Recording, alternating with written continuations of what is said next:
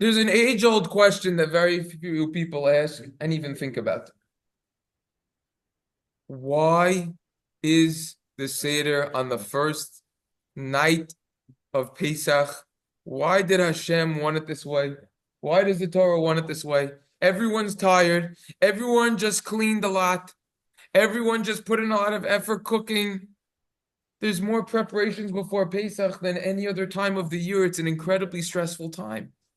Why then was it orchestrated that the Seder should be at a time when we are so busy, when we're so tired?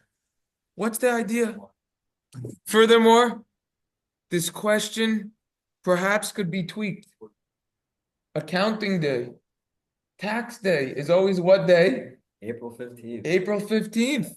Pesach usually falls out around. IRS did not take us into consideration. What is going on?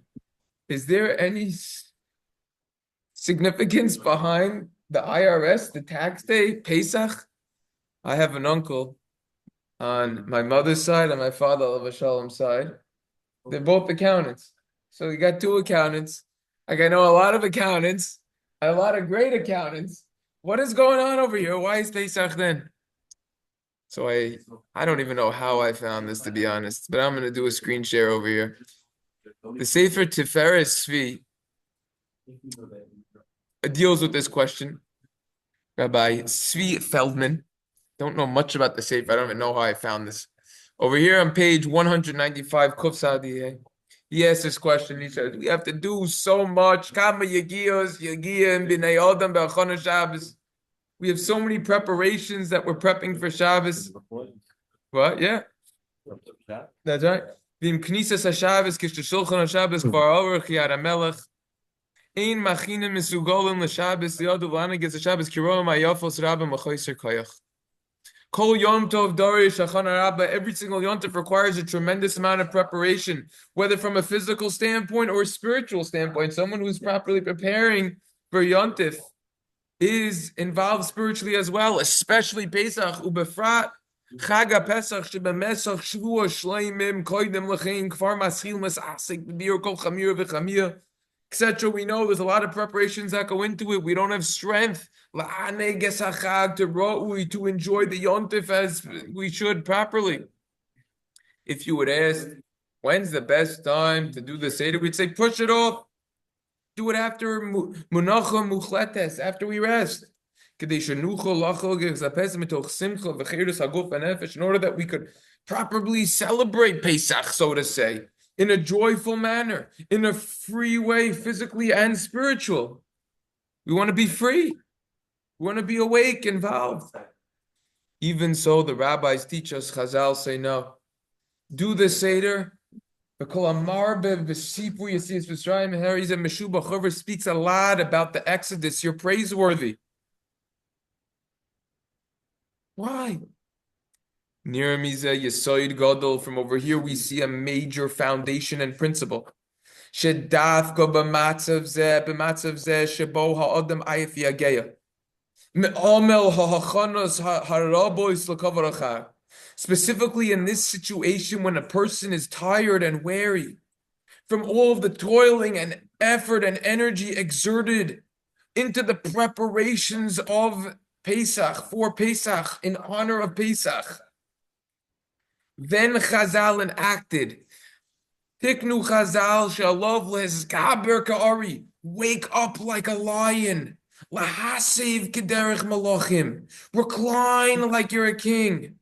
Laharich besipur yisias yitzrayim, labanav l'menei boso. Have length, discuss the Exodus at length with your children, with your family members.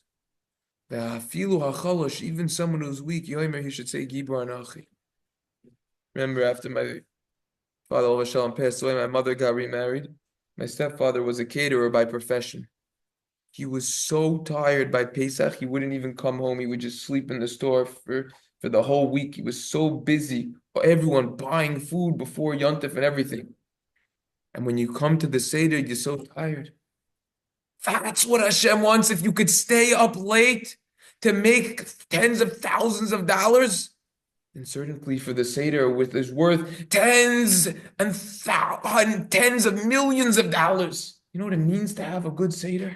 You know what that does to you? That does to a person? Even someone who's weak, say, I'm strong. I could do it. This is the Seder. Specifically in this situation, it's very dear in the eyes of Hashem. A person gets uplifted when he's tired and pushes through to do what he knows is right. When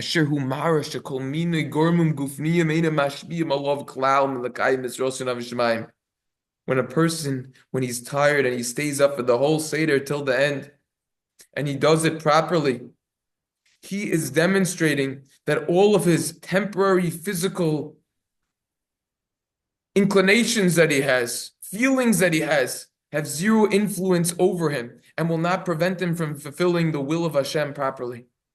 And he does it properly. The Avos D'Rebbi Nason teaches us, it's better to learn Torah, do a mitzvah when you're in pain, when it's difficult to do, 200 times more than if it would come easily. Which means for me, if I have an available second, I love learning Torah. The other guy who it's difficult for him to learn Torah because he's got Yetzer Haras, that guy, when he learns for 1 minute, he could very well be getting 200 times the amount of reward that I get. Think about that. The truth is, this is just an elaboration of the Mishna at the end of the 5th parak, that the harder it is to learn Torah, do a mitzvah, the more one's reward will be. The more difficult it is for a person to be involved with serving Hashem, so too, in accordance to that difficulty, will be his reward. The Mishna in Pirkei Avos says, "Al toimer lekisha efne eshne, Shem aloi tipana." Don't say, when I have time, I'll learn Torah, because maybe you won't have time. You know what the Chafetz Chaim says in the Sefer Torah Sabayis? That was true thousands of years ago. Don't say, when I have time to learn Torah, I'll learn Torah, because you might not have time. He says, no, for sure you won't have time. Don't say, when I have time to learn Torah, I'll learn Torah, because for sure you won't have time. You know, this Mishnah gave me chizuk. I said to myself on Purim, I don't care how busy I am, I don't care how many chavrusas I have, how many kids I have, how much time I need to help out at home, cleaning the house, spending time with my family, watching my kids. I don't care if I have 2 starim in kollel, if I'm giving 20 shirim a week, if I have a couple dozen chavrusas a week, I don't care. When I come home at night at 10 o'clock, I said from now on, I'm going to learn 2 hours, whatever Torah I want to learn, mashali bi chafetz. This is what I thought about over Purim, and I came to this conclusion, and I said, I am going to publish my first sefer and continue publishing. I said, enough pushing it off. Now I'm getting serious about it. And that's what I said. You know why? Because if I'm not going to do it now, what is it going to help when I have the 4th kid in a month?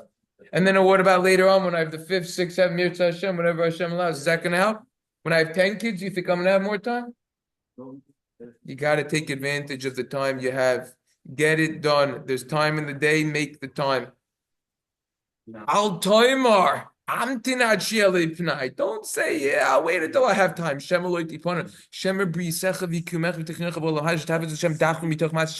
Maybe you were created in this world in a way that what? That you're not going to have time. You have to make time.